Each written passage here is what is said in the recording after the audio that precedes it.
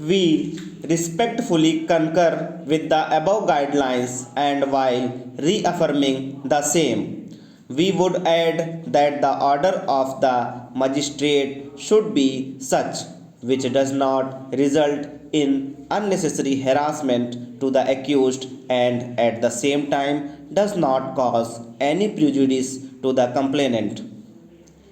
In light of the afore extracted legal principles, the impugned order is clearly erroneous in as much as the discretion of the magistrate under section 205 of the code cannot be circumscribed by laying down any general directions in that behalf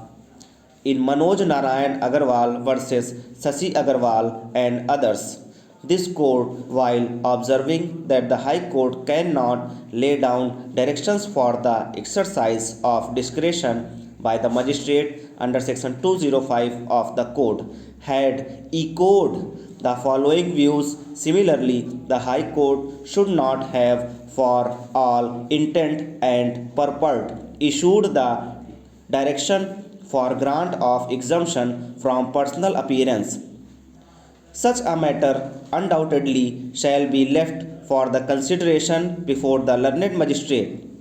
We are sure that the magistrate should exercise his jurisdiction in a fair and judicious manner.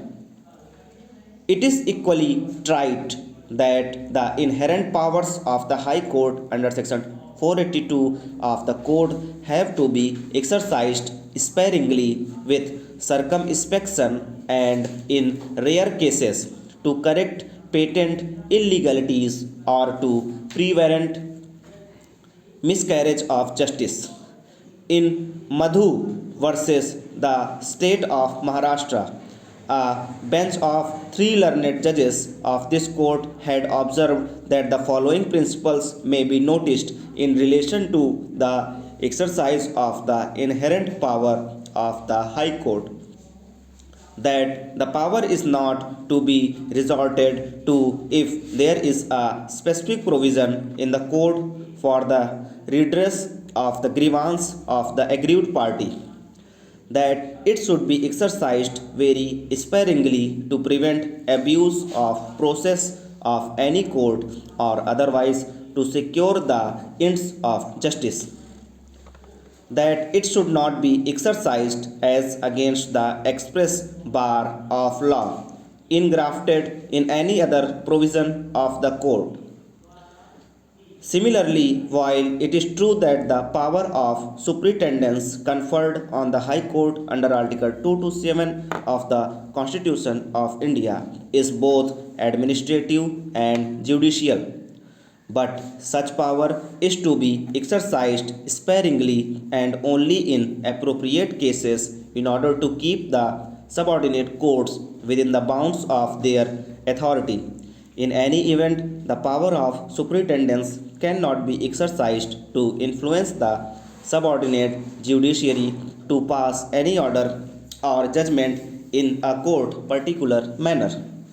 In Jasbir Singh versus State of Punjab, this court observed that so, even while invoking the provisions of Article 227 of the Constitution,